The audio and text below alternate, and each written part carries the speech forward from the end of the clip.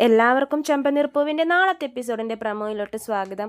അപ്പോൾ ലക്ഷ്മിയൊക്കെ ചടങ്ങ് വിളിക്കാൻ വേണ്ടി ചന്ദ്രയുടെ വീട്ടിൽ വന്നിരിക്കുകയാണല്ലോ. അപ്പോൾ ചന്ദ്ര അവിടെ വെച്ച് പറയുന്നുണ്ട്, വെറുതെ അല്ല സച്ചി നിന്നെ അടുത്ത് തലയിൽ നിന്നും താഴേക്ക് ഇട്ടതെന്ന്. അപ്പോൾ രവി അവരെ ചീത്ത പറയുന്നുണ്ട് ചന്ദ്രയെ. സച്ചി ഇപ്പോഴും രേവതിയെ തലയിൽ തന്നെയാണ് വെച്ചുകൊണ്ടിരിക്കുന്നത്, നീ ഇവിടെ നിന്ന് എഴുന്നേറ്റ് പോ ചന്ദ്രയെന്ന് പറഞ്ഞ് ചീത്ത പറയുമ്പോൾ ചന്ദ്ര അവിടെ നിന്ന് പോവുകയാണ്. പക്ഷേ ലക്ഷ്മിക്കും രേവതിക്കൊക്കെ നല്ല വിഷമമായിട്ടുണ്ട്. ലക്ഷ്മി വീട്ടിൽ നിന്ന് ഇറങ്ങുമ്പോഴാണ് അവിടേക്ക് സച്ചി കടന്നു വരുന്നത്. ലക്ഷ്മി മോനെ എന്ന് വിളിക്കുമ്പോൾ സച്ചി തിരിഞ്ഞു നോക്കുന്നില്ല, അവരെ മൈൻഡ് ചെയ്യാണ്ട് വീടിൻ്റെ അകത്തോട്ട് കയറിപ്പോവുകയാണ്. ഇത് രേവതിക്കൊക്കെ നല്ല വിഷമമുണ്ടാക്കി. രേവതി നേരെ സച്ചി അടുക്കളയിൽ വെള്ളം കുടിക്കുമായിരിക്കും. അപ്പോൾ രേവതി നേരെ അടുക്കളയിൽ ചെന്ന് ചോദിക്കും, നിങ്ങൾക്ക് എന്തെങ്കിലും ദേഷ്യം ഉണ്ടെങ്കിൽ എന്നോട് കാണിക്കുക, അല്ലാതെ എൻ്റെ വീട്ടുകാരോട് കാണിക്കരുതെന്നൊക്കെ പറയുമ്പോൾ സച്ചി ഒന്നും മിണ്ടുന്നില്ല.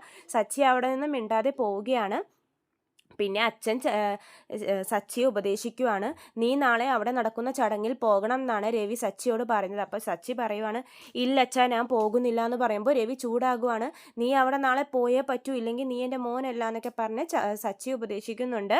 അപ്പോൾ നാളത്തെ എപ്പിസോഡിൻ്റെ റിവ്യൂവിന് രാവിലെ തന്നെ അപ്ലോഡ് ചെയ്യാം. ചാനൽ സബ്സ്ക്രൈബ് ചെയ്യാത്തവർ സബ്സ്ക്രൈബ് ചെയ്യണേ. എല്ലാവർക്കും നന്ദി.